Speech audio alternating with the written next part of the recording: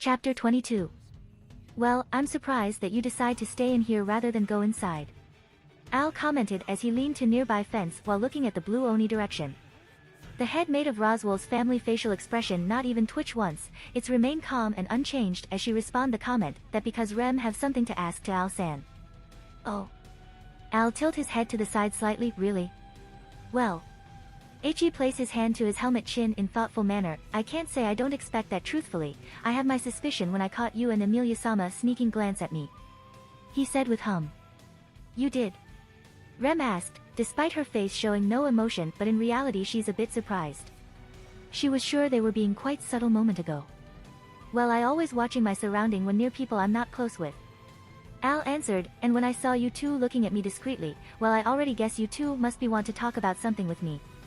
He explained his reason, there's no way you two fall to my charm, I'm not that good looking. He added with small laugh. Rem's stoic expression for the first time since they talked turned to flat, her eyes was definition of blank as she looked at the former gladiator with not amused emotion. Oi, I'm just joking, don't give me that, this man is so disgusting that I wish him to die, look. Al said indignantly when noticing the maid dull stare, anyway. He cleared his throat and regained his composure, what do you want to talk about? Rem wished to know more about Pendragon family. Rem answered, if Al-san do not mind, can you tell me more about them? Pendragon family? Al repeated with questioning tone, I don't mind actually. Like I said, they're legend from where I came from. Though I kind of surprised Pendragon-sama didn't told you about them even if it only small. He scratched his chin while saying that, then again, given how their family ended, he clearly have good reason to not say anything. And exactly how they ended? Rem asked curiously. To put it bluntly, a big tragedy. Al answered, no happy ending for them, Pendragon family was a mess that filled with bad end. He explained, which is why I'm very surprised with Pendragon-sama existence, given how the last time they mentioned in history, it very shocking that there's still descendant of Pendragon who's still alive. Despite her face show nothing but Rem feel her stomach clenched. Was it really that bad? Just thinking that Eren-sama live in such condition enough to give her slight fear to just what the young man went through before coming here. Start from the beginning please. Rem said softly. Well, I'm not remember the legend about them much, it's been long time after all. I only remember few particular character. Al replied, I don't know much about the Kingdom of Britain origin, save for they actually connected with two dragons that fighting each other. Britain. The name of Eren-sama homeland. Rem thought as she recalled the castle he shown to her through his Mattia, two dragons. Yep, one is white and the other is red. Al nodded, I don't know much since I kinda skipping that part, Pendragon family originally is not a name of noble or royal family. That last name is actually created from word of pen, that mean chief, and dragon, thus Pendragon mean chief dragon. He explained, the name given because Uther Pendragon, the father of Arthur Pendragon, made pact with the red dragon. He then paused and scratched his head, or was it because he tamed the dragon? No, was it because he married with one? He mumbled in confused tone, sorry, like I said I don't remember much so you can ignore that part, the point is Pendragon family have close relation with the red dragon, Drake the name if I recall. Rem recalled the explanation from the blonde knight when he half drunk, how he tell her the story about Pendragon family that related to great dragon that basically can devastate army and destroy country with his single breath. Look, let's make it easier since I also don't know much. Why don't you ask question and I answer it? Al offered, I will tell you what I know about them. The blue-haired maid consider the offer for a moment before she give nod, that was much easier method, then can you tell Rem what the tragedy that occur in Eren-sama family? Well. Basically the Pendragon is family that killing each other. Rem feel cold ice drop to the pit of her stomach after hearing that. Killing each other? She asked, despite she looked calm but she can't help to waver slightly at such mental image. Uther Pendragon, the first Pendragon. He got killed by his own brother, Vortigern who jealous of him and then take over his throne but before Uther died he sent his only son to escape. Not long after Vortigern take over their prophecy, at that time their sword that stabbed in stone, and whoever pulled it will become king of Britain. The prophecy is delivered by wizard Merlin who can be considered the greatest wizard in the world at that age. Anyway, long short story, Arthur come back after he got trained by his father personal knight that survive, he gather army and defeat Vortigern then become the rightful king of Britain. Al paused and take a look at the blue Oni who processing the story in her mind. After a moment she give nod of understanding to him. So Arthur Pendragon, Eren-sama ancestor, is someone who prophesied to be a king? And his father got killed by his own brother because he envious to him? Rem asked rhetorically with disapproving tone. The act of killing their own sibling is very disgusting and inhumane for Rem, who love her big sister so much. Yeah, pretty much so. Thus the legend of King Arthur began. Al confirmed with nod. How about King Arthur's mother? Rem asked. I don't know about her, she is pretty much almost like a footnote in history. Al answered after a moment of silence. Rem scowled slightly at that, finding it was a bit troubling.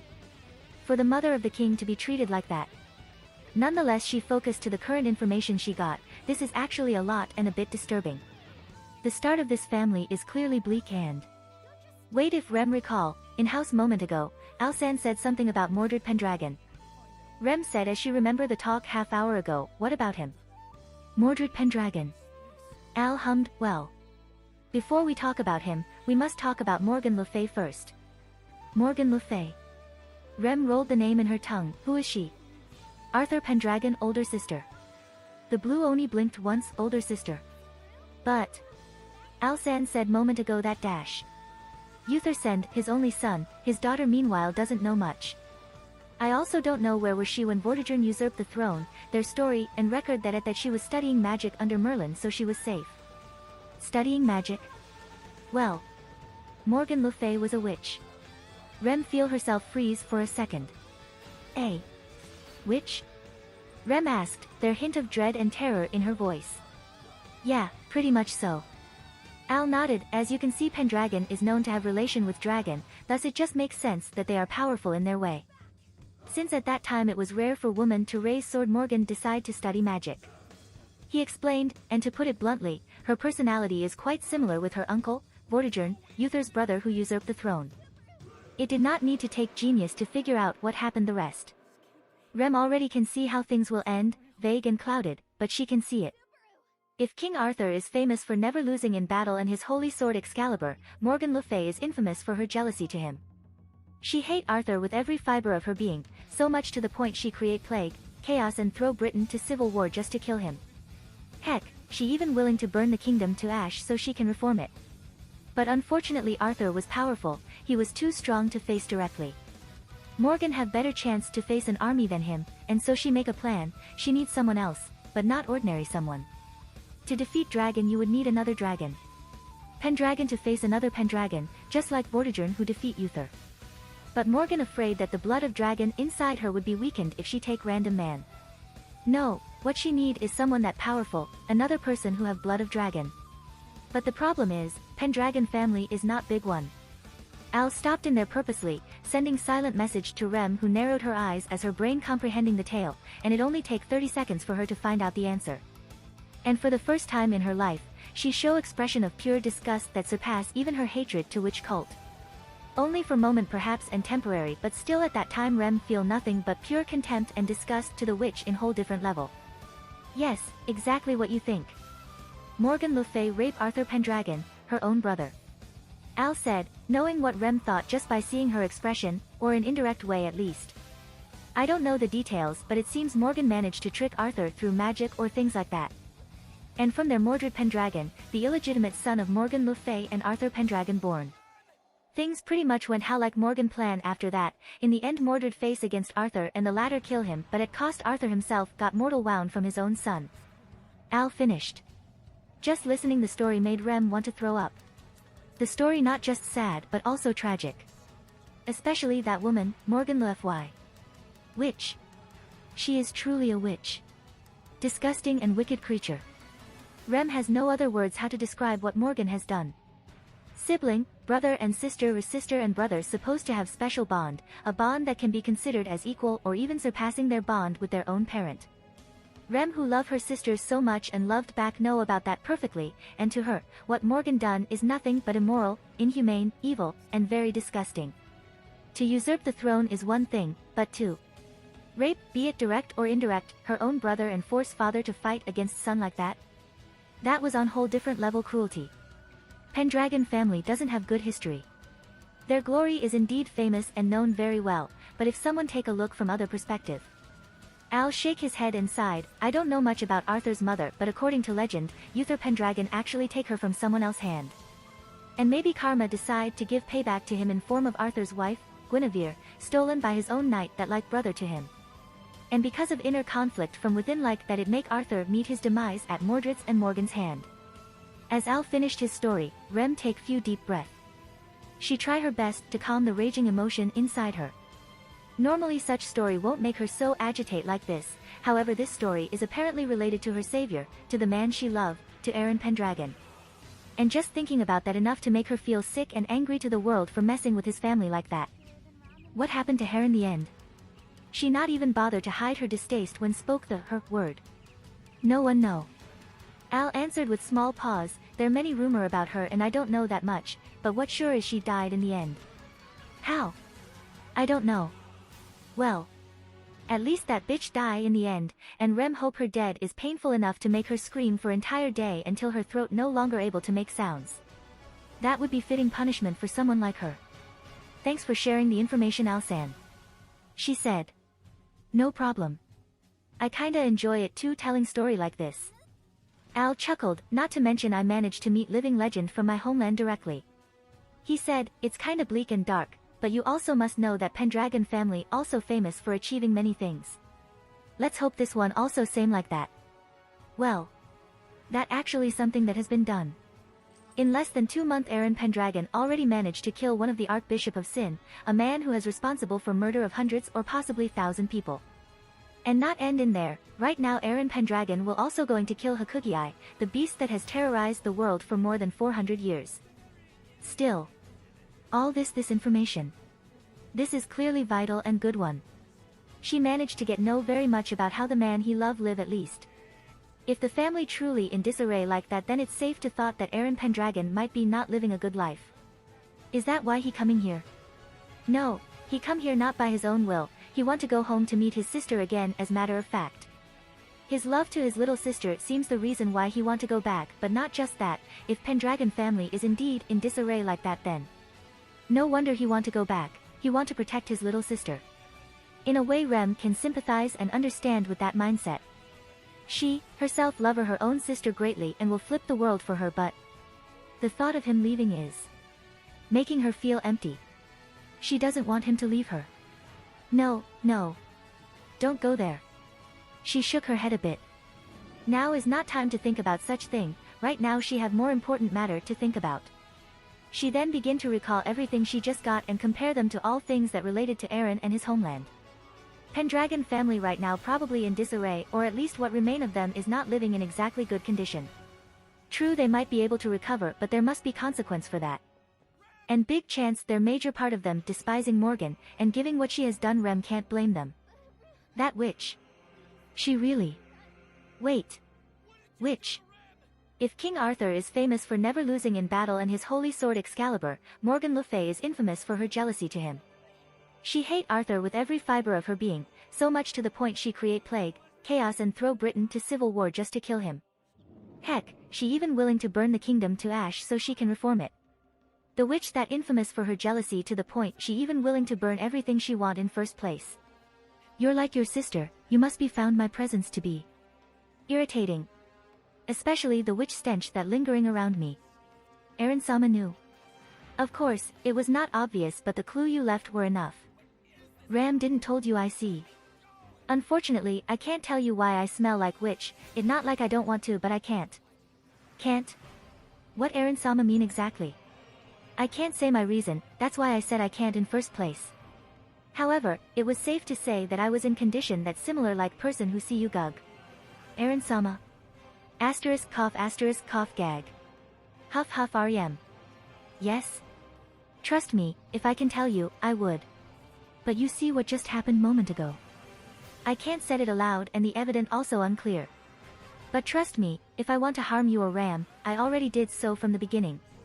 The conversation that they had when he just finished hunting down the demon beast that threatening to take her life flashed to her mind, and she tried to remember the details of their conversation. It was obvious that Aaron is related to witch in a way from his smell, albeit it covered by the tremendous power he radiate, but it's still there, exists like a crack in flawless reflection. And he can't said much about the witch, that was obvious. She managed to conclude that the moment he stopped talking in middle of conversation and looked like about to have his chest explode, followed by the stench that intensified for a moment. A curse. Rem realized with wide eyes, a curse is placed on Eren-sama. It was absurd and impossible. The witch has been gone for very long time, so there is no way that he can be cursed by her. However, what if it was never Satella who cursed him? It was another witch, one that shares similar sin to her. Morgan infamous for her jealousy. And jealousy and envy is same. Rem then recall what she know about her most hated being, the witch cult. There's 7 witches that known as witches of sin, and now in the cult there also exist Archbishop of Sin who believed to have power of the witches. What make it impossible for Morgan to at least have similar ability like Satella? She share the same trait with her after all. But is she really that petty? She already managed to kill King Arthur Pendragon, was she still not satisfied and still petty enough to curse his descendant or at least what remain of them? Even if they related to her in first place, did she really that vicious? Why not? Rem jeered inwardly, giving what she already done, Rem shouldn't be surprised. And giving she supposed to have blood of dragon inside her and mixed by her blasphemous power, making curse that powerful enough to last for 100 or 1,000 years technically is not supposed to be hard. This made the blue Oni heart clenched further. To think such terrible thing happened to him. All this information and story, this opened her eyes to what kind of environment that he live in. Pendragon family is without doubt considered to be very famous, they achieve many things and recorded as legend in the land beyond the Great Waterfall. But Rem realized that what Al didn't said aloud is, how every of their ending is filled with blood and tragedy. None of the Pendragon meet their happy end. That was my sister. Eren-sama little sister. Yes. She is pretty little girl isn't she? Yes, Rem agree, she is pretty girl. Of course she is. She is my sister. She will be very beautiful when she grow up. Beside, she not dead. She just lost. It not need to take genius that their accident happened with him and his family, ended with him separated from his little sister. And right now he trying to find way back to reunite with her. And Rem sincerely hope, she really, really hope, that in his journey, there won't be any tragedy or anything bad happen to him in future. Excuse me. You are Pendragon-san made correct? Rem broken from her stupor when feminine, melodic and soft voice with unusual accent addressing her. The blue maid blinked once before she turned to face her caller. She blinked again when she caught sight of the person who called her. This person is familiar for some reason, she had read about their description and... Yes. Rem answered. You are. Al murmured from behind her, apparently recognized the person. The person only smiled at them in beatific manner and she brushed single strand of her hair to a side. Can one of you tell him that I wish to talk with him? Crush Karsten truthfully not in good mood right now. She was busy with handling her troops and army that gathered to hunt down Hakugi tonight. It was rare for the beast to be spotted since it always goes here and there. Granted it wasn't hard to spot it due to the mist it produced, however in last few days the beast seems mingle around certain area, which mean this is a chance since it not moving around. She need to recheck weapons that they gather, need to count the men who wish to join this expedition, need to make sure every magical weapon is ready and available, need to sign few papers to make the entire order official. She was very busy and she have good alibi for that. Their enemy is a monster who has take away life of Saint Sword after all, and Saint Sword is someone who equal to an army or even more. This is serious matter of live and death, if she missed something in slightest then. Which is why she very surprised and irritated when suddenly one of men from Sage Council come to her place at this night, when she's supposed to check the weapons, and told her that there urgent matter about her expedition that need to be discussed. So here she now, with Wilhelm and Felix, sitting in living room of Sage McMahon's estate, waiting for the man himself to come. And it didn't take long for her to wait as the door opened, and Miklatov McMahon himself come. Unfortunately he not alone. Crush's eyebrow quirked as she saw the group that walk behind the old sage, on her side she can feel Felix also tensed an instant. Good evening Karsten Dano. Miklatov greeted. Good evening Miklatov Dano. Crush returned the polite greeting. This is man who has led Lugnica during their crisis, even if she's supposed to be in higher position than her, but that doesn't mean she should disrespect her. Then she turned to the rest of the group. Good evening to you all as well, Hashin-san, Bariel-san, Amelia-san, Astria-san and Pendragon-san. HM. Good evening Karsten-san. Good evening. Good evening Karsten-sama. Evening. They replied the greeting with their own style, from uncaring, courtesy Priscilla, to polite, Amelia and Reinhard. 3 of the 5 royal candidate, the Saint Sword of the Kingdom and the Descendant of the Dragon. Of all things that she expected when come here. This is clearly very surprising event even for her. Why these important people gather in here tonight? I'm sure you must be confused. Miklatov said, why you called here along with the other? He gestured to the group behind him. Indeed. Crush nodded, and I also a bit busy with my preparation to hunt Hakugi. Yes, I'm perfectly aware of that, and not to mention we also right now have limited time, so I will go to the point. Miklatov said with straight voice, it's about your expedition to hunt Hakugi. Crush shifted slightly in her seat and she can tell Wilhelm tensed at that statement. What about it? She asked tersely. They did not try to pull it back, aren't they? The expedition truthfully is something that not easy to achieve. Not just because they afraid she could die, which is big no seeing she is one of royal candidate, but also because the kingdom is in crisis in economic aspect of course. The men that she managed to gather is actually not from kingdom. No, they're from fellow noble, friends and those who hold grudge against Hakugi. And considering this beast has existed for nearly half millennia, they quite a lot actually. Fear not, I won't tell you to stop your hunt. Miklatov said as he seems know what the green-haired woman thinking, as matter of fact, I have good news for you. He then gestured to the group. Anastasia-sama, Priscilla-sama and Amelia-sama is willing to lend you hand in your expedition. What? Crush's stoic facade momentarily broke into surprise. What you mean by that? It mean exactly like what this geezer said. Priscilla said while unfolding her fan, we willing to help you in hunting that beast. Crush stared at the orange-haired woman with analytic look for a moment, her gaze then shifted to every person one by one before finally returned to Miklatov. Explain. What is actually happening? Why so sudden like this? She demanded. As you can see, due to Aaron-sama presence here there complication to reveal his existence to the public. Miklatov started, he briefly give look to Aaron who remained stoic, revealing his existence along with Amelia-sama can cause some commotion, that is why we delaying the selection in first place. If we going to reveal him, then there must be something big happen so people can got revelation about him. You want something big happen with him in middle of it so people can see that he actually who he claimed to be. Crush concluded simply, knowing where the conversation headed. Aaron Pendragon existence is on whole different level after all because he is descendant of creature that worshipped and heralded in this kingdom. Such thing is not simple matter, people need proof of that, and while the noble and the royal knight already saw it directly during the ceremony but the common people still don't. You want him to join so he can take credit. Felix said in blank voice, you want Pendragon-sama to take glory from Crush-sama hard work? The catboy eyes hold no emotion however there's something eerie and cold in there, his beautiful face also set into stolid look. No, of course no.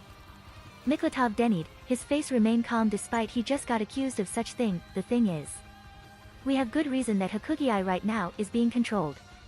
What? And once again Crush's stoic face broke into surprise, but not only her, this time Felix and Wilhelm as well, controlled? We talking about beast that has rampaging for 400 years, and at size that rivaling Flugel's tree, right? And it was controlled? Not entirely. It was Aaron Pendragon who responds her question. Hakugi is not controlled straight for 400 years obviously, but it can be controlled or something like that at least. Crush focus her gaze to him and the blonde meet her with neutral expression, and who the one that controlling it? We have suspicion that it was the witch cult. Truth. He was being honest in there, based on what? Few days ago the territory where me and Amelia-sama live in assaulted by witch cult. He began, we repel them all of course, as matter of fact we ambushed them before they even able to attack. And so he tell her his story, about how the assault, how he slay one of Archbishop. And how today they face another the remnant of the cultists that waiting news from their main party.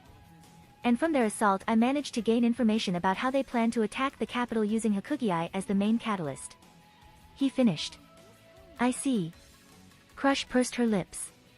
She didn't like this story. This far Aaron Pendragon have tell no lie to her when he recalled the tale. However at same time there few things that too vague in general, and she not hesitate to point them out. I'm curious, there many hole in your story, too many things that general and vague. Correct, that because I don't think it important for you to know. Truth, or at least he believe what he said is the truth at least. This man. He is. Crush gaze sharpened, he is no fool. He knew that she can caught lie, while that information is not secret but she curious from whom he know about it, and the main problem? If Hakugi indeed come here then it only going to meet its own demise. That means she not need to search for it anymore, she can wait and set ambush to it. While that was true but their problem in that, the one who directing Hakugi to us to be precise. Eren said, you see, when they assaulting us, the witch cult claimed to have something under their sleeve that they want to use to test Emilia-sama, and this thing is unfortunately also want to be used on this assault. Something? Crush briefly caught the half-elf shiver, and she also can see Eren Pendragon himself put disgusted face. It's parasite, one that born from people that infected, turning them into monster. However, what make it worse is it not normal parasite. He said grimly, I don't know the detail, but the creature that come out from them is wrong. Emilia spoke for the first time. It's wrong, entirely wrong. It did not belong to this world, it's something that should never born. Her voice was hollow and quite haunted. How can you tell that? Because I'm spirit user, I can sense the mana around us better than other. And it not end in there, these creature evolve fast, just few minutes after they born they already showing sign of special abelites. Eren continued, they're faster than men, and possessing inhumane strength, they also capable to regenerate very fast. The only way to kill them is to slice them clean into two, but their body is thicker than steel. Crush scowl openly after hearing that, her mind began to processing the information she got, her brain working to find conclusion, and she found it, and when Hakugi come, it will bring those parasite with it. Which mean it will doom the entire capital, they can't set ambush and wait for it since their chance if the beast come too close then the infection could spread. They need to chase it in the end, just like what she wished to in first place. The situation is bad. Really bad. Not for capital, but for her. So far Eren Pendragon spoke only the truth, however that truth is absolutely troubling. What he speak about is not simple attack from witch cult, but it could be a disaster or something like plague.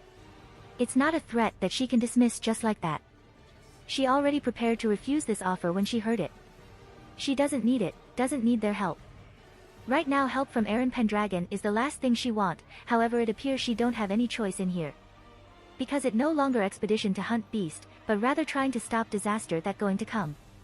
She was hoping by killing Hakugi it will boost her stature, showing them that people of this kingdom is strong with their own power, but even if she did that it doesn't matter since Eren Pendragon will participate in there, and people would see it that she accept help from him. And she just pulled that speech about abandoning contract with the dragon in selection. Great gods. And she can't reject this offer, not if she want her image ruined. Well, it's not like we have many choice in here. Crush sighed as she massaged her temple. Very well, I will accept the help, now why don't we discuss the details of the plan? She asked. Eren Pendragon tilted his head slightly, then he leaned forward and Crush unconsciously clenched her fist under the table. Damn it. This man. Eren Pendragon. Oh, she won't be lying and say she don't hate him. Make no mistake, she also dislike and found it hypocrite of herself for hating him. He has done nothing harmful to her after all, heck they not even knowing each other existence until the royal selection started. However his existence is what actually troubling her. And that blasted prophecy as well. Ironically it was the same prophecy that placed her in her current position as well. She want this kingdom to free from the influence of the dragon, she want this country to be like what it was once, strong and stand using its own strength. No, not because of their dependence to dragon but because of their people, the resolve and the spirit of those who live in it. The kingdom of Lion. That what was Lugnica known in past and their king even dubbed as Lion King. She want this country to be known like that as well. Make no mistake, Crush never harbor any ill feeling to the dragon, she never hate him. No, what she hate is this kingdom dependence to the dragon. When her best friend that she consider as brother in all but blood die along with his family, the people not even bother with the royal family, true their few sad words in here and there but not even a day end and everyone already started to fuss over the dragon, blessing, and pact to this country. What the hell royal family to them? A pawn? A poster figure? If they love the dragon so much why bother to choose a king? Instead of pact why the hell they not offering to worship the dragon fully? Oh wait, they already did. It may be not made into official but there are a lot of people who pray to the dragon. Then what for they set system of king in first place? And when she thought she can cut off from the dragon, there another prophecy. Apparently there's someone who shares same blood with the dragon Volcanica that would come and support whoever become king in the end. Even if the kingdom free from Volcanica it doesn't change the fact that there another dragon that stand in her path, and his existence is necessary as well. If she doesn't have him then her chance to be a king is as good as zero. So yes, even if she know it hypocrite and not noble, but she can't bring herself to like him at all. She hate him, even if he has done nothing wrong to her. And now, And now, she doesn't know what to do actually. What would you do if you were here, Fourier? She thought dryly. Her entire reason to become king right now started to crumble before her, and it take everything she have to hold her composure until now. She just hopes she will find the answer soon, she really need it after all. Welp. It's official, she hate me. He thought as he sighed while sitting on the ground and stare at the people who prepared for their journey. It has been 2 hours ever since their conversation with Crush Karsten. Right now they were gathering outside of capital, an army that consists of mercenary of Hashin and Crush's Karsten men. Eren must say things seems went quite well for them, very well as matter of fact. There no argument in forming their plan, everyone accepting their role. Anastasia Hashin and her mercenary will be with Crush Karsten army together just like in canon. Priscilla Burial's men will be the one who protect the area around their battlefield so no one would come there and got involved, and finally Reinhard himself will track the one who controlling the beast from far. There are few things that right now crossed in the pseudo-saber mind. First is Crush Karsten.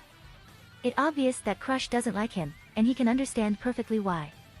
Giving her reason to want to become a king in first place, which make this country free from the dragon influence, but then the prophecy decide to say, nope, to her by saying that she need him, who have relation to dragon, to stand on her side so she can become king. If Eren in her position he sure would hate that person as well, not need to be hypocrite and said he wouldn't. And yet despite her hatred to him, she's still not blind enough to see her current situation as she accept their help and willingly to share her strategy with them. She's still rational enough to aware that this is no longer expedition to hunt beast anymore but stopping the attack of terrorists that would end Lugnica should it succeed.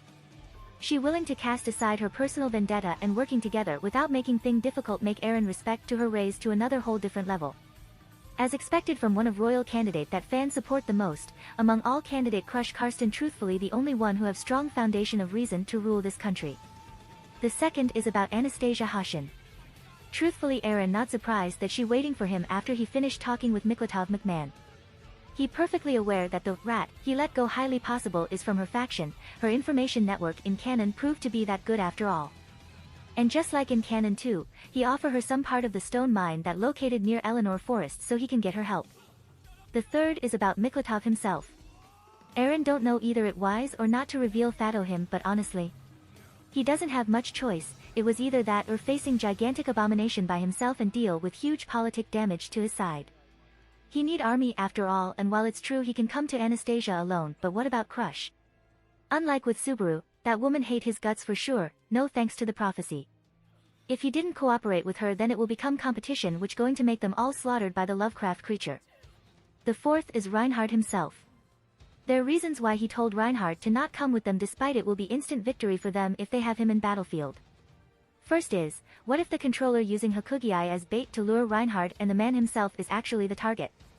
The man himself clearly powerless before Cthulhu, he remember when he got blessing of the sword saint only for it to diminish the moment he faced the giant abomination, it was clear how Reinhard lost to it. But there another thing, if Hakugi is not the main bait then highly possible it was the caster who controlling the beast. Sending Reinhard to him might going to end with Reinhard died, but in the end Reinhard won't die with a whimper but with a bang he's sure. And that would give him enough time to locate the caster and kill him. Because if Reinhard died then it's surely because he lost his power, and so he become nothing but normal human. Granted he's still powerful enough but compared to him in that state, Reinhard was as good as harmless kitty.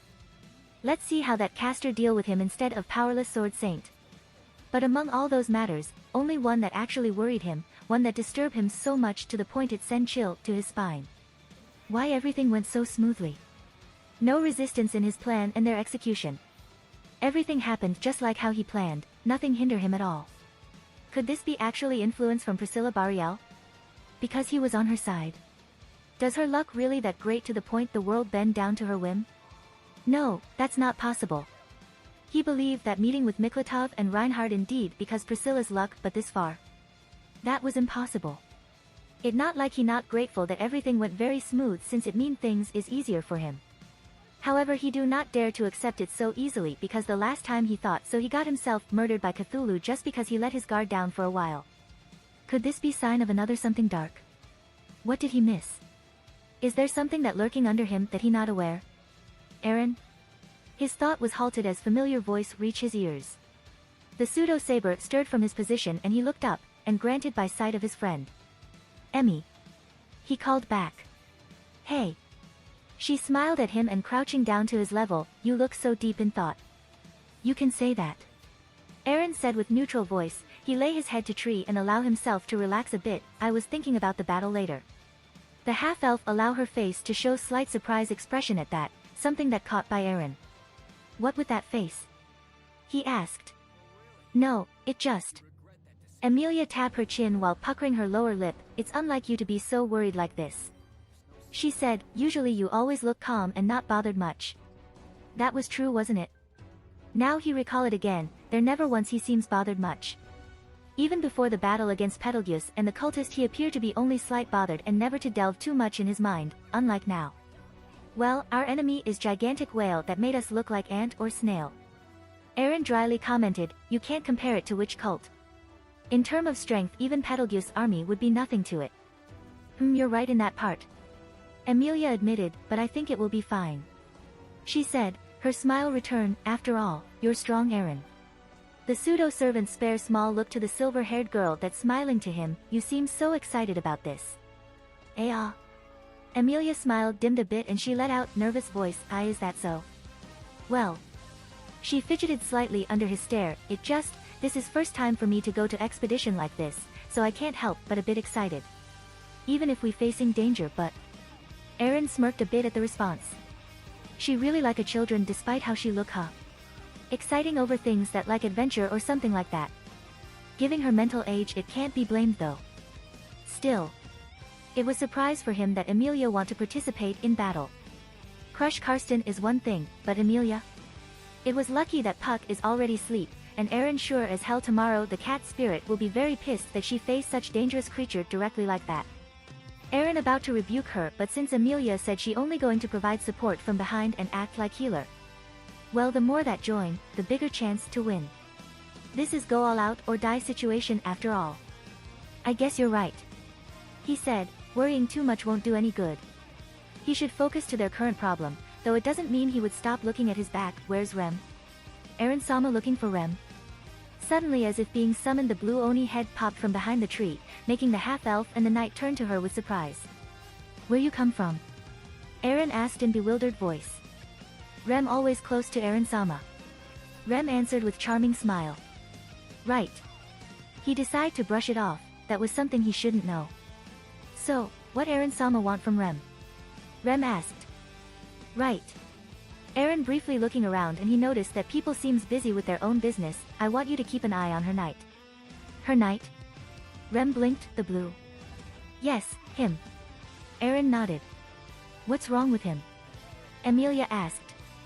"His loyalty to Crush Karsten is a bit disturbing. While I'm sure he won't pull anything in public, but same thing can't be said what he done behind her. In canon it was told that Felix loyal to Crush very much. She is like Subaru or Ram to Rem. Perhaps he is not someone who going to fall low and using assassination, but it doesn't change the fact that was still dangerous, especially seeing Crush hate him." Rem see. Rem quirked her eyebrow. "Very well, Rem shall keep an eye on him." "Good." Eren nodded and lay his head to the tree again. "When we leave?" "Probably soon, the preparation almost complete." Emilia said. "Karsten-san going to start her speech soon." "Is that so?" Eren hummed and absent-mindedly pull out his phone. He was quite bored and maybe playing old game would let his mind entertained a bit. And as always when he unlocked the phone he granted by sight the face of his little sister, that brings smile to his face. She is really cute little one. His eyes locked to the wallpaper for a moment and he about to slide the screen when he noticed something amiss with it. The wallpaper is picture of Angelica, yes, however she appeared to be hugging someone else. A girl with plump cheeks and have her hair tied into a bun, she also cute. Who is she? Angel's friend? He asked as he stared at the girl.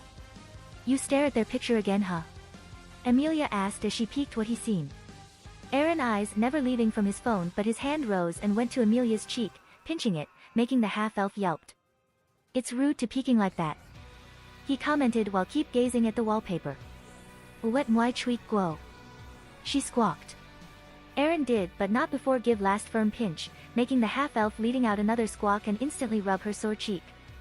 You're meanie, she murmured. Angelica and Chloe must be very suffered to have you as their older brother. And giving the latter plump cheeks, there's no way Eren won't abuse them. Older brother? Eren blinked and turned to her with questioning look.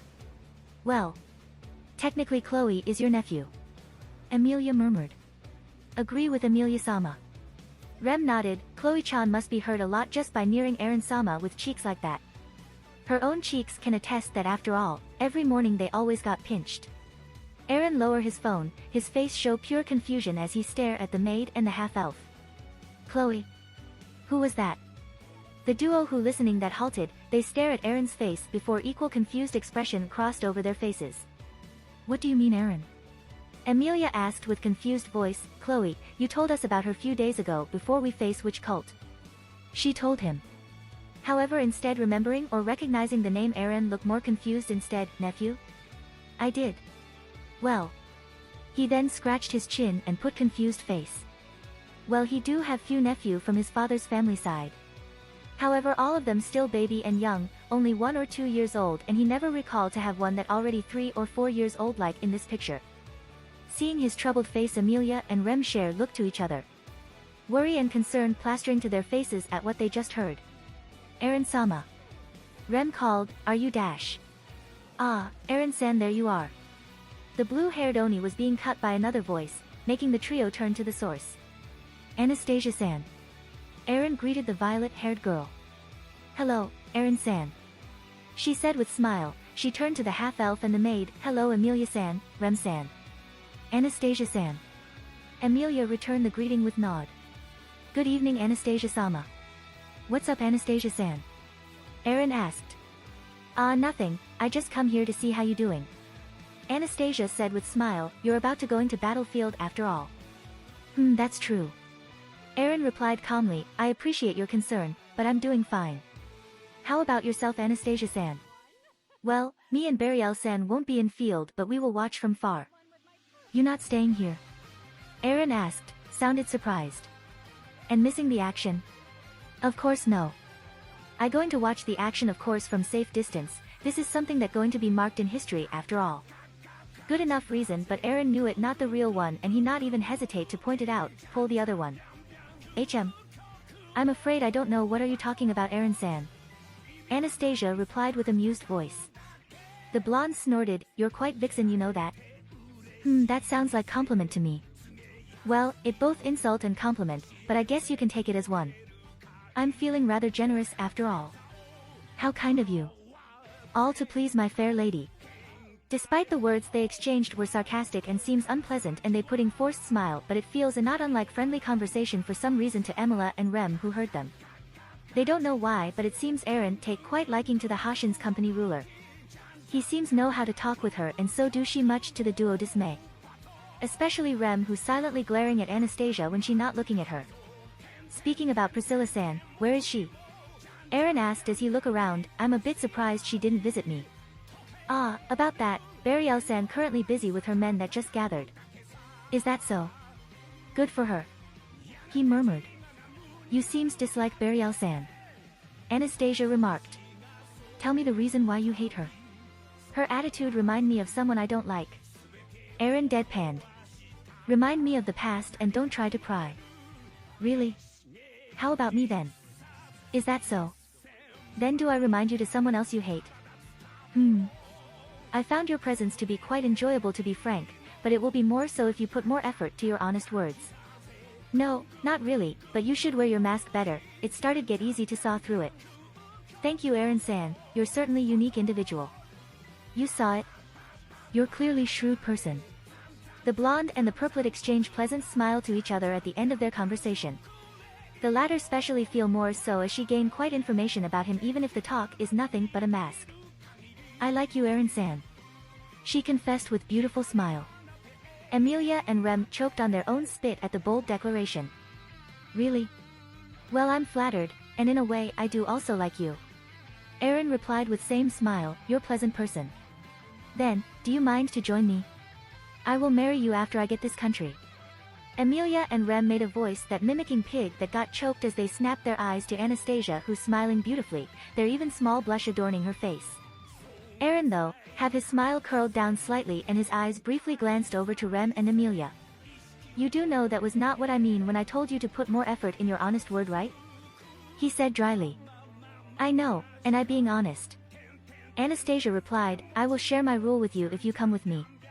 Emilia feel cold ice pressed to her heart when hearing that declaration. She don't know why, but right now she really want to freeze the girl in front of her from top to bottom and then put her in public so everyone can see her. Meanwhile Rem not doing anything but tilt her hair and shadowing her eyes, however if someone peer over those hair they all will run away when see the way Rem's eyes glowing. Give me better offer and I might consider it. Better offer? Anastasia let out gasp, Aaron-san, I'm offended. Here she offer him even herself but that the answer she got. You shouldn't. What you offer is not a beautiful girl or a crown to me after all. Oh. Anastasia quirked her eyebrow, and what I just offer then? Aaron did not reply and simply tilt his head while giving meaning look to her. Ah, there you are, Oja-chan. A loud and brash voice stopped their conversation. Everyone turned to see pair of people walking toward them. Big. Aaron noted as he stared at the man. Or wolfman to be precise. He is easily reach over 2 meters in size, and the way his blue eyes gleaming also show that he is not novice. This man, if Aaron recall, he is Ricardo. Anastasia said the name with blink and Mimi too. Ojo. Ojo.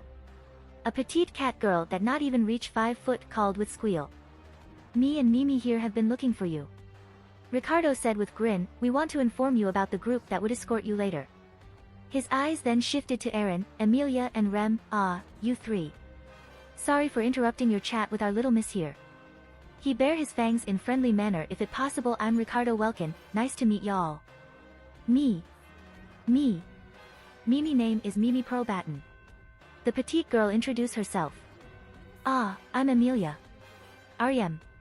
Aaron Pendragon. Aaron briefly glanced at Mimi before focused to Ricardo. Aaron Pendragon. Ricardo rolled the name and his eyes widened. Oh, I know you, you're the one that made our Miss Heart here went, thump thump, right? Our Ricardo.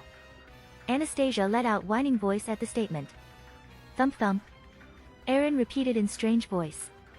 Was that what they called, Doki Doki, in here? Seriously, what the hell?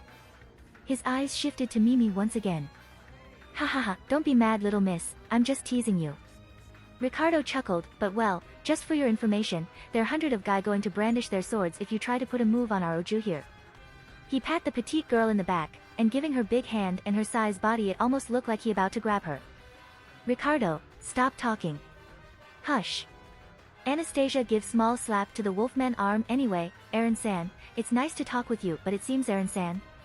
She blinked when noticed the young man no longer standing instead he is crouching to reach the same level with Mimi. Aaron? Aaron-sama. It seems the maid and the half-elf also confused at his sudden behavior as they stare at him who looking at Mimi in eyes directly. The cat girl happily looking back at him, her tails wagging not unlike dog. And they keep looking at each other straight for a minute without blinking. Until Mimi broke it. Mimi like you. She declared while opening her arms wide as if asking to hug. Aaron smiled, charming and benevolent smile, I like you too. He replied and then gladly embraced the little girl in hug. The cat girl let out squeal as she got picked up, she then crawling out from his grip like some kind of cockroach and climbing to the man's shoulder and sit in there with her legs dangling between his head. The group blinked in bewilderment. What the heck just happened between them? Anastasia meanwhile not missing this chance as new idea enter her mind, proving why she become head of mercenary in first place. Aaron-san, if you join my side I will make sure you will be able to spend time with Mimi every single day. Aaron paused, and from his face everyone can tell that for a moment he actually considering it. Oh. Does Aaron Onayakan will join us? Mimi asked happily as she nuzzled in the blonde hair. Join. No. Rem is surprisingly the one who said that aloud. Aaron-sama, don't be seduced. Remember Aaron-sama have Rem and Emilia-sama. What? Emilia squeaked, her face becoming red. Rem. What are you saying? Aaron stared at Rem and Emilia with strange look, then he opened his mouth and... Everyone. Gather please. We about to leave. A yell from someone in front cut Aaron from speaking. The group turned and see that the people also stopped their activity and started to gathering. It seems we have to cut our conversation in here. Anastasia said with sigh, then she smiled pleasantly, let's continue it later okay Aaron-san? Indeed we shall. The blonde glanced to Mimi who seems comfortable in her head, Mimi, you have to go now. I don't wanna. Mimi comfortable in here. Don't be like that, we will talk again later. No, Aranonaikan should join with us. Let's go together. Unfortunately, I have to refuse, tempting it might be, but I have my priority so. The cat girl lips curled to pout, and reluctantly she jumped out from the blonde's shoulder and landed to the ground with grace. Fine, Mimi, hold that promise, okay? Mimi said. Yes. Aaron chuckled. The cat girl beamed, okay. See you later, Oniai-chan. She said as she walked to Anastasia and Ricardo, who already walk away first. Aaron waved to the cat girl with smile. What a cute girl. Seriously, she really so cute. Cuter than he expect in first place. Especially the cat ears. Is this why Saber fawned to Lion? Well, Mimi is not lion, but cat and lion share same genus if you recall. He approve of her taste, as expected from Saber. Aaron-sama. He feel tug on his arm, turning around he granted by sight of Rem, who stare at him with fierce look. Yes? He asked uncertainly. Rem know a place that sell headband that look like cat ears. She said with straight emotion, though the redness in her face spoke otherwise. What? Aaron deadpanned. Emilia-sama and Rem will wear it for Aaron-sama. What? Emilia asked with blink, why should I wear it too? Aaron stared, he stared, and stared. Then he closed his eyes and took deep breath, after that he let out sigh and massaging his temple. Let's go, we have better thing to discuss. He said. Seriously, what the hell this girl just saying? What the matter with cat ears? As matter of fact. Aaron face flushed. God damn it, now she mentioned it he remember certain doujinshi where Rem got stuck with cat ears. Apparently Rem caught the blush and took it as sign of approval and she continued Aaron-sama like it? They also sell the tail. No. Aaron cried, his face turned scarlet, let just go. He mumbled as he turned around and leave. Wait Aaron-sama. Emilia-sama also going to wear them if you want. What? Wearing what? And with that another doujinshi popped in his head, this time it related to Emilia. God damn it Rem. Unlike in canon, the location of Hakugi is unknown at this point. Where it will come from or when it will make appearance is doesn't known since clearly it was controlled by the caster. However that doesn't mean Aaron don't have plan to handle that problem. You sure this is going to work Pendragon-san? Crush asked as she throttling her ride. Theoretically. It should be. Aaron said calmly, after all, Hakugi is still demon beast by nature no matter what. And demon beast attracted to mana, because that was their food, their main source of existence. And he have a lot of mana. Ever since they started to make their way to Flugel's tree Aaron already let out mana from his body, not much since he's sure he going to need it for the coming battle. He perfectly aware such small amount of mana won't attract the beast, however his mana is anything but normal. Coming directly from magic core that given by dragon, his mana will act as a trail, a puzzle of something that bigger, something that would attract the beast to him. Not to mention he also trigger return by death few times during their travel. Combining the mana and the witch scent, that would be more than enough to pull the beast attention. Is the magical weapons and our men ready? He asked. Anytime. Crush answered, the moment Hakugi arrive, we will be ready. Medic and the healer team also ready. Emilia said as she walked to his side using her ride, along with Rem who throttle the earth dragon. What? She can't ride it so she have to depend on Rem. The Bako fruits also just finished shared to them. Thank you Emilia-san. Crush nodded. The Bako fruits is fruit that able to give boost to someone mana pool momentarily, it work like adrenaline in a way except the duration is longer. However when the effect kicked in it also will be more painful. Those fruits is actually rare and can't be found many but it seems Emilia have quite amount of them, no doubt it probably from Elier Forest.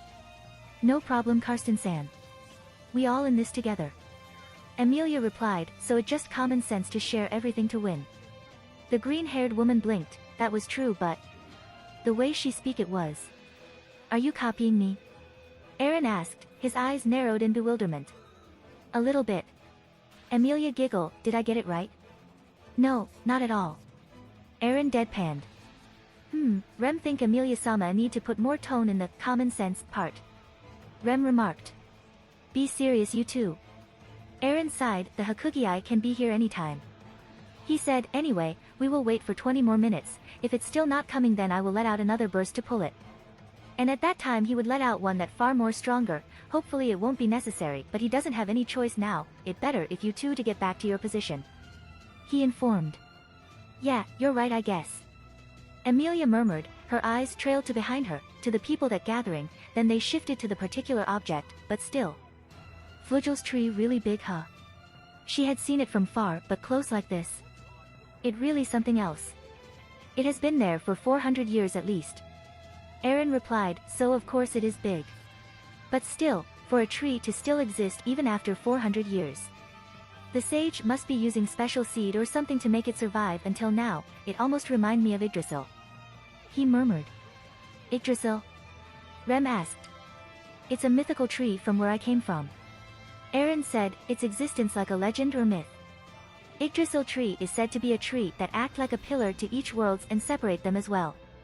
Such thing as exist? Amelia asked, her voice laced with awe and astonishment. I don't know, like I said, it only a myth or legend. Much like how people believe in gods or such thing. You believe in gods? Crush asked, she seems interested at that topic. Me?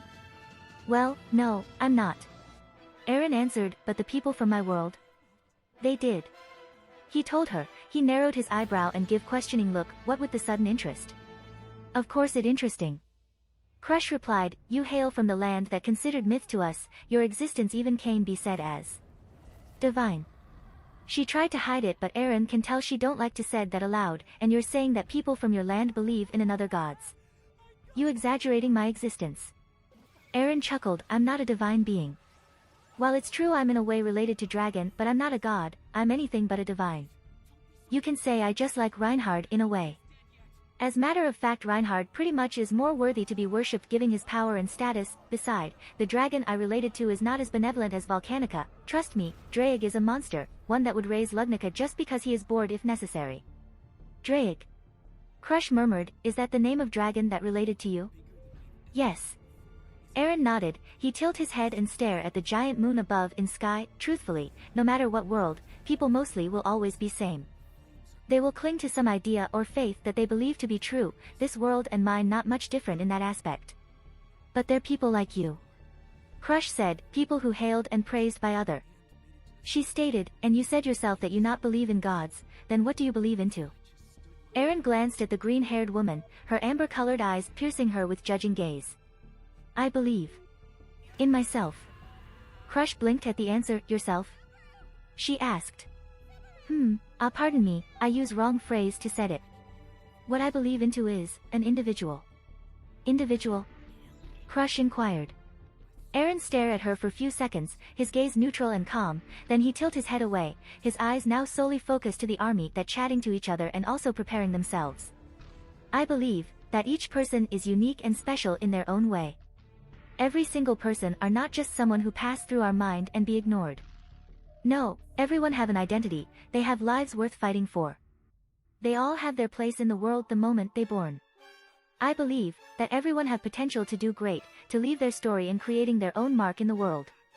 Be it good or bad, but in the end what they did is a great deed, something that incapable to be done by other. That was what I mean by believe in individual.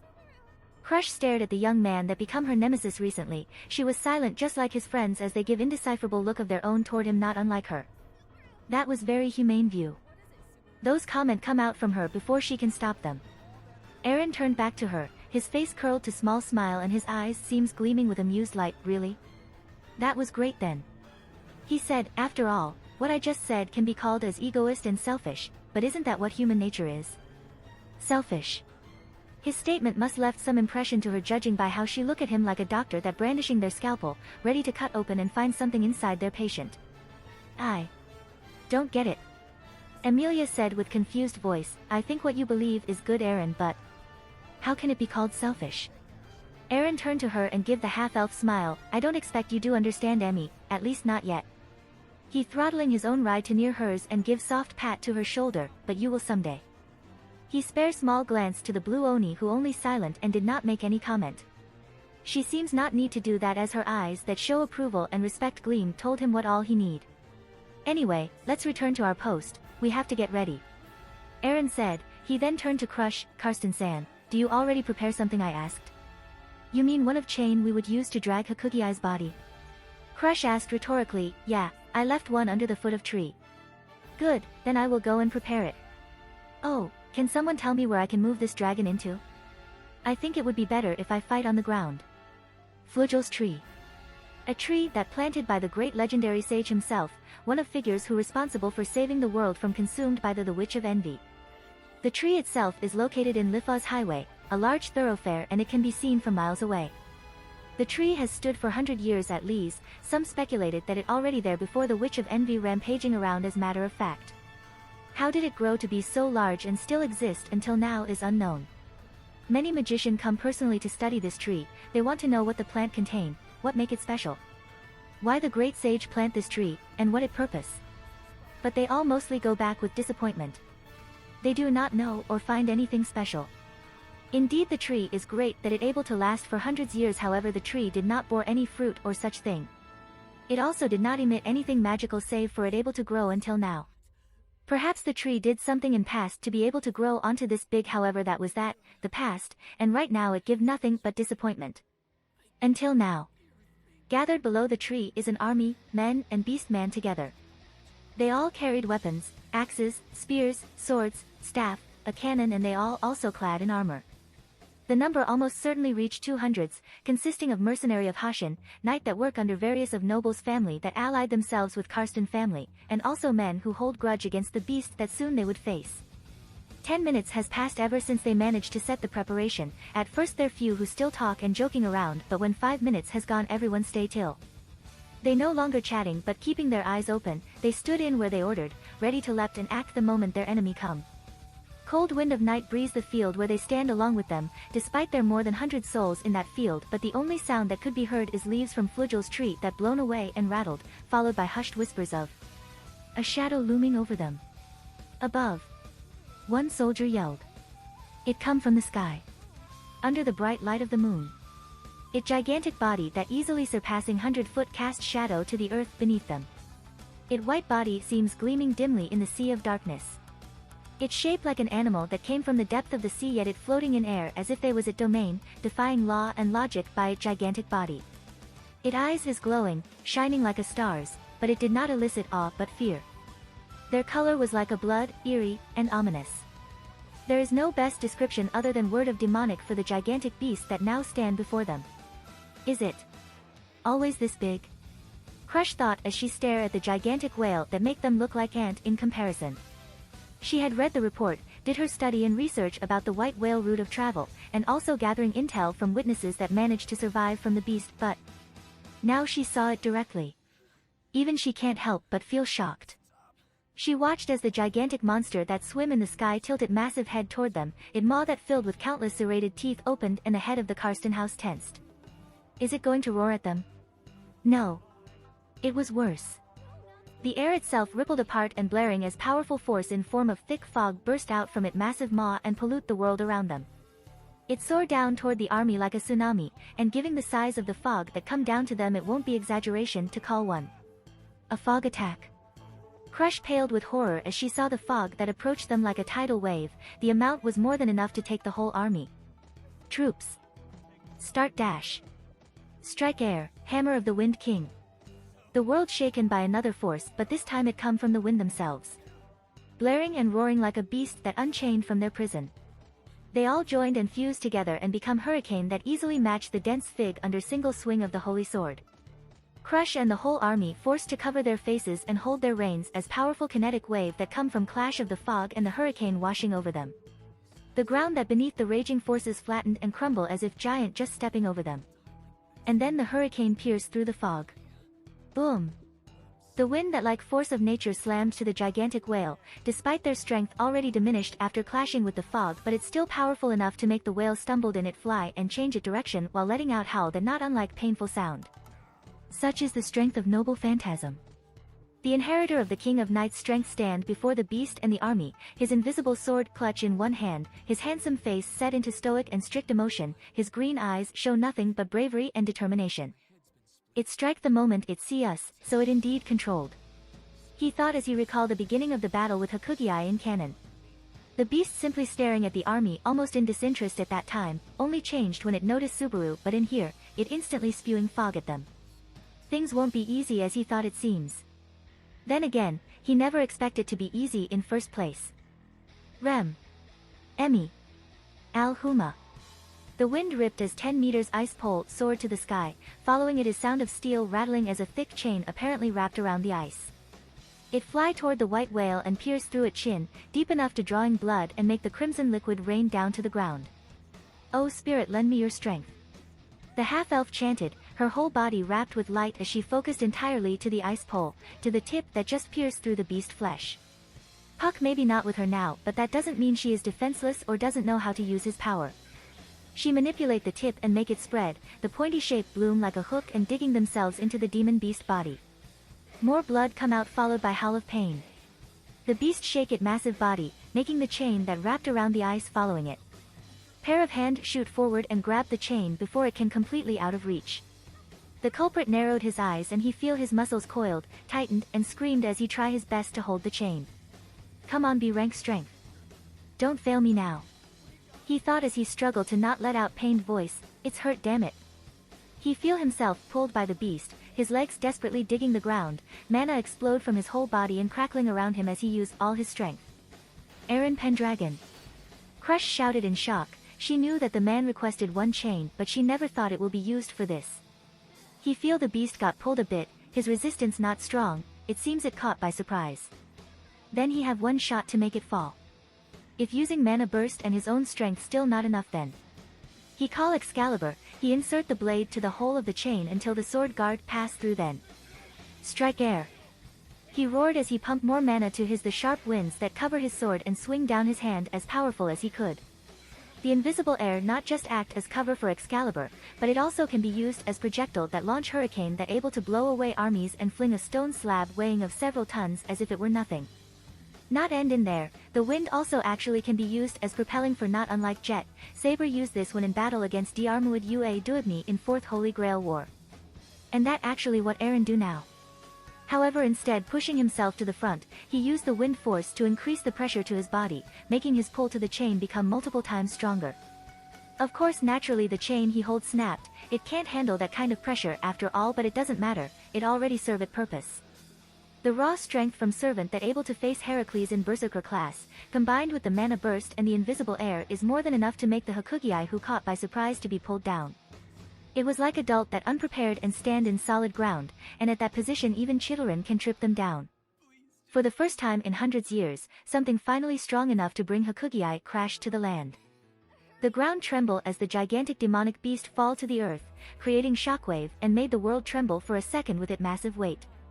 The entire army only can gaped and put shocked emotion at the event that occurred in front of their eyes, their minds trying to comprehend what actually just happened. Damn! A loud curse snapped them from their shock, they all turn to the source of the voice and find the one who responsible for slamming the hundreds-meter-sized beast flinging his hands while wincing. "It heavier than I thought."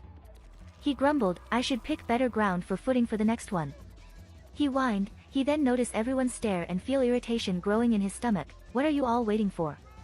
Attack it while it on the ground." Hearing that Crush's shocked face turn to smirk, she unsheathed her sword, sweat poured down slightly to her face. "You're monster yourself to bring that thing down like that." She commented with thrill in her voice, "Troops. Charge!" The answer she got come in form of roar and cry of 100 soldier as they all rushed with their ride to the beast. "Magic cannon be ready. Fire the Night Banisher." Sounds that like vacuum-absorbing air resonated as the multiple cannon that prepared started to gather mana to be fired. The whale that fallen shifted its massive body, its red eyes glaring at the incoming threat, and in response to them it let out loud howl of anger and challenge. The battle between men and beast has begun.